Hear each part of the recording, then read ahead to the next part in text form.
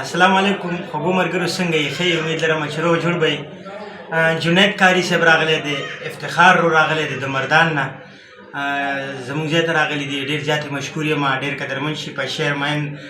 سړی دی کاري صاحب ډېر ژوند درته غواړم کاري صاحب له یو نظم ډالۍ کوم او افتخار ورته یو نظم ډالۍ کوم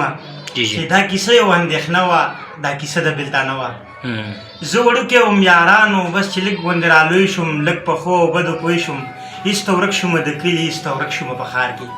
د دې ښار په ښکلاګانو د دې ښار په رڼاګانو زړه مې بیلو ځان مې بیلو د دې ښار په خنداګانو زه په دې جهان کې نه وم چېرته ومه بل جهان کې داسې ورک ومه په ځان کې لکه ومه په اسمان کې څه مې خپل عمل ښه نه و او څه لږې شان پیسې وې څه مې خپل زړه کې مستي وه څه وړې وړې نشې وې وایي څه ژرنده وه خرابه څه دانې ورته لمدې وې څه مې خپل نصیب خراب و څه د وخت دا تجربې وې څه یادونه د سپوږمۍ و څه مې نورې مسلې وې ژوند که ښه و او که ورانو خو بس وخت و او روانو لیونتوب په مخه راغلی زلمیتوب په مخه راغلی نو سپوږمۍ شوه را په یاده لیونۍ شوه را په یاده د خپل کلي په لور لاړم د خپل سلي په لور لاړم چې مې کلي ته ورپام شو تمامي عقل مې خام شو